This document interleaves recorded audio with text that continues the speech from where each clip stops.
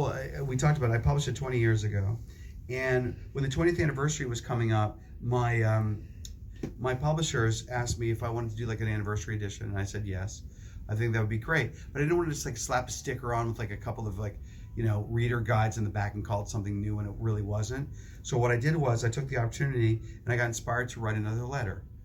So I wrote a new Charlie letter. This is the first one in 20 years.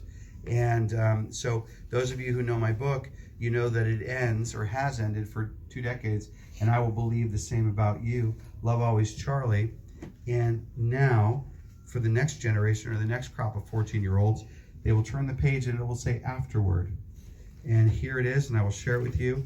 And thank you, Portland, Maine. I've had a great night, and I'll share this with you. Ow. Yeah, totally stabbed myself in the eye. All right, here we go. September 18th, that's my anniversary. That's my little Easter egg for Liz. September 18th, 2012, dear friend. I haven't sent a letter to you for 20 years. I don't even know if this is still the right place to send it, but I'm going to send it anyway and hope that you find it. It would mean the world to me if you found it, because I want to say thank you. Years ago, there was a very sad kid who needed a whole lot of help, and writing to you is the beginning of that help. Whatever I've learned as an adult, I've never forgotten what it was like to be that kid, what it was like to feel like no one could understand these feelings because I couldn't understand them myself. I've never forgotten feeling sad or crazy or depressed or outside my own self and own body. And on the great days, I've never forgotten what it was like to go on those drives with those songs with those beautiful people whom I still call friends. That kid wrote some letters and sent them out into the world to a stranger he had heard about. And then something amazing happened. You wrote back. I know I didn't enclose my real name or address, but somehow my letters were shared. People passed them around the way that Patrick's poem was, Xerox and traded, whispered, like a secret password. However it happened, it happened. You read my letters, and then some of you wrote back. You sent letters to random addresses. Some of them were forwarded along to me. Maybe some of them weren't. I don't know if I got all of them, but I got enough of your letters to realize something extraordinary. And if you could see the boxes and boxes of letters that I have received for the last 20 years, you would know what I know once and for all, forever and always. You are not alone.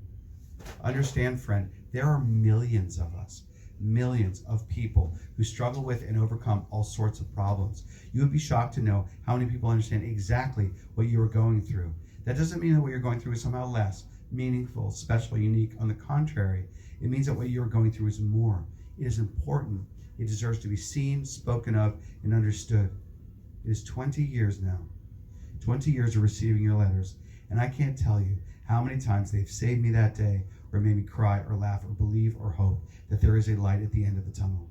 I can't tell you what it's like to read a letter from the young woman who was going to kill herself, read my letters and decided not to. And she is now in her 30s. She's happily married. She has children. The dark time is over for her, just like it will pass for you. So, if these words make sense, if you have known these stories yourself, if you have experienced or witnessed abuse, physical, sexual, emotional, if you have struggled with mental illness of any kind or love someone who does, if you are surrounded by those who call what you are different instead of beautiful, if your mind or body has cried out for peace and acknowledgement and understanding, just know you are part of an infinite family, the people who have been through terrible things and survived them.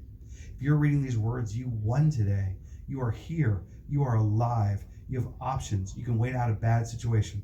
Move on, fight back, get out, break up, call, ask her or him out. Write that book, write that song, listen to the music, take the drive, take the chance, and live. Whatever strategy you choose, you win. There are so many more of us than there will ever be of them.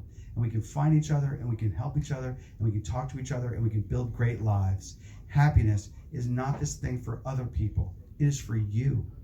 It is for me. It is for all of us. We all get an ending. Whether or not it's happy is up to us. That is my long way of saying thank you, dear friend. 20 years ago, a young man wrote some letters. You wrote him back, and a grown man was inspired to write again. So just in case this ends up being my last letter, I want to answer one question.